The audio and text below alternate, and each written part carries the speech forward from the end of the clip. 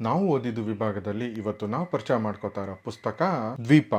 ಪುಸ್ತಕದ ಕತೆ ಈ ರೀತಿ ಇದೆ. ಶರಾವತಿ ಹಿನ್ನೀರಿನಿಂದ ಹೊಸಮನೆ ಅನ್ನೋ ಹಳ್ಳಿ ಮುಳುಗ್ತಾ ಇರುತ್ತೆ. ಆ ಹಳ್ಳಿಯಲ್ಲಿ 3 ಕುಟುಂಬ ಇರುತ್ತೆ. ಪರಮೇಶ್ವರಯ್ಯ ಮತ್ತು ಹೇರಂಬ ಅವರಿಗೆ ಆಲ್ರೆಡಿ ಗೌರ್ಮೆಂಟು ಪರಿಹಾರವನ್ನು ಕೊಟ್ಟಿರುತ್ತೆ. ಅವರು ಶಿಫ್ಟ್ ಆಗೋಕ್ಕೆ ರೆಡಿ ಆಗ್ತಾರೆ. ಆದರೆ ಗಣಪಯ್ಯನಿಗೆ ಸರ್ಕಾರ ಇನ್ನೂ ಪರಿಹಾರ ಕೊಟ್ಟಿರಲ್ಲ. ಅವನು ಲಂಚ ಕೊಟ್ಟು ಪರಿಹಾರ ತಗೋಬೇಕು ಅಂತಲೂ ಟ್ರೈ ಮಾಡ್ತಾ ಇರಲ್ಲ. ಗಣಪಯ್ಯ ಅವರ ಅಪ್ಪನಿಗೆ ಹೊಸಮನೆಯನ್ನು ಬಿಟ್ಟೋಗೋದಕ್ಕೆ ಮನಸ್ಸೇ ಇರಲ್ಲ. ಇದೇ ಟೈಮಲ್ಲಿ ನಾಗವೇಣಿ ತನ್ನ ತಾಯಿಯ ಊರಿಂದ ಕೃಷ್ಣಯ್ಯ ಅನ್ನೋನ್ನ ಕರೆಸ್ಕೊತಾಳೆ. ಈ ಕೃಷ್ಣಯ್ಯ ಬೇರೆ ಯಾರೂ ಅಲ್ಲ, ಸಣ್ಣ ವಯಸ್ಸಿಂದ ನಾಗವೇಣಿಯವ್ರ ಮನೇಲೆ ಕೆಲಸ ಮಾಡ್ಕೊಂಡಿರ್ತಾನೆ. ಈ ನಡುವೆ ಮಳೆಗಾಲ ತುಂಬ ಇಂಟೆನ್ಸ್ ಆಗುತ್ತೆ.